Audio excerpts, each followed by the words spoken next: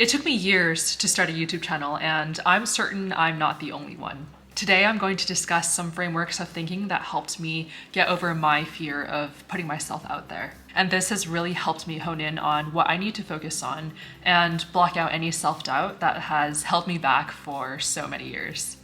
Focusing on my goals and wanting them enough was the biggest thing that gave me more clarity in terms of taking the plunge of putting myself on the internet. My main two goals were, one, to build a brand, and in the process build a community of people who had similar goals as mine. I primarily wanted to share my learnings and interests, and in the process connect with people I could learn from. And two, generate additional streams of income outside of my traditional 9 to 5. Specifically right now, I want to be able to book modeling jobs on a regular basis and also set up a foundation to monetize YouTube whenever that time might come. I would encourage you to think about what your main goal is for yourself. Is it to share your passion with other people? Or maybe also build multiple streams of income, maybe build more confidence? Whatever it might be, have that in your mind as your North Star. Sometimes it would feel like a big mess of anxiety and discomfort when I thought about what I wanted to accomplish and what it would take for me to accomplish it. But I think if we can specifically detail out, I am uncomfortable with starting this venture because of X, Y, and Z reasons. I found that I immediately had thoughts to mitigate these fears. So I have a couple of examples. For me, one was having a social media presence is important as a working model, but I was uncomfortable with building out my social media because I thought that people would judge me. Maybe people would find me vain or trying too hard. But then I also thought, are other people's thoughts something that I should be concerned about if I am focused on achieving my goals? If I know that filming myself in public gives me the best chance of getting to where I want to be, then if I fail, I'll be happy knowing that I tried my hardest.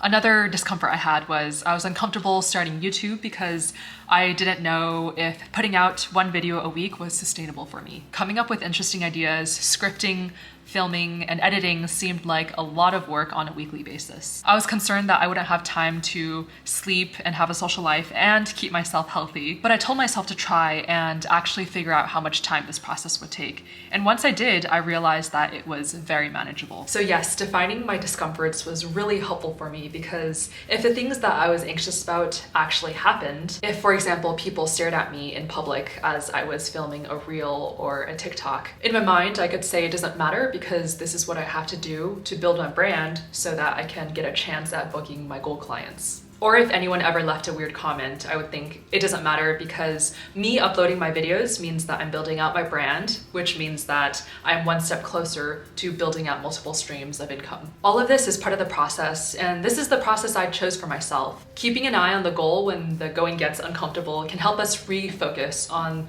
the core components of the process. If you need a buffer before you take the plunge, is there a way that you can do this on a smaller level while still pushing yourself so that you can get comfortable with doing the big thing? For me, starting YouTube was too much of a plunge, so I eased into it by starting a blog. This definitely got me out of my comfort zone, but from there, it only took me a month before I started getting more comfortable and making the decision to film myself in YouTube videos. I've learned that anytime I put myself out of the comfort zone and start something completely new, I just learned so much. It gives me a new perspective, and for YouTube, for example, I have more of an appreciation for the YouTube videos that other people create.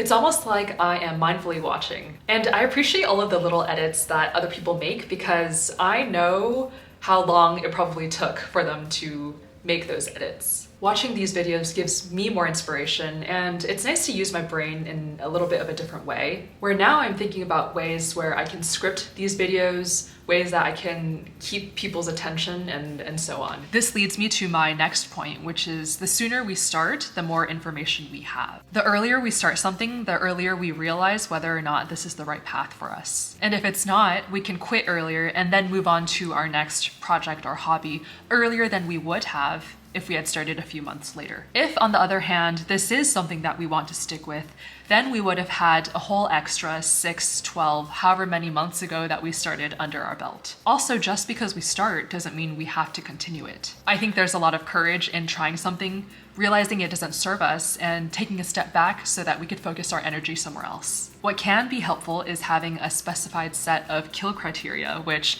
I learned from an author named Annie Duke, who is also a ex-professional poker player, on her book on quitting. In the book, she talks about having a state and a date. So if I am or am not at a particular state by a particular date or time, then I will quit. Basically saying, if I haven't achieved X by the time I've spent Y amount of time, energy, or resources, then I should quit. If you need it, having these kill criteria in place before you start, or before you're in a place where you're mentally burnt out, might give you a clear-headed foundation of knowing when you get there, you had, in the past, thought ahead to this point and had given yourself permission to move on. Depending on what it is you're on the fence about, you starting could set up a foundation for you to take a break and potentially come back later on as well. I personally don't have kill criteria for the ventures I'm working on yet. I think because I'm relatively early in a lot of my different processes right now. I'm at a point where I have a lot of energy in using my mind in these different ways, so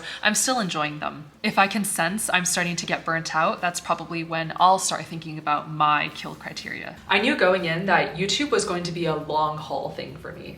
I was prepared to not have much engagement for 2 months. I gave myself the space to just start putting my videos out there and release once a week, get a flow going, and then start to think about how I was going to optimize for views or keep people interested once they started watching. I just started all of this about 2 months ago, so it's still very much a learning process for me, and I don't have it all figured out. I'm in my 20s right now, and I'm determined to not leave this decade with any what-ifs. If you're on the fence or have just started YouTube, I hope this video inspired you to reframe your thoughts around self-doubt. I've been there before, and I just got over it very recently, as I've mentioned. It's pushed back my timeline by years. But changing my perspective now, I think, will give me the space to try more things later on. If this video was helpful, please like and subscribe. It really helps me out a lot. I'll end here today, but I'll see you next week.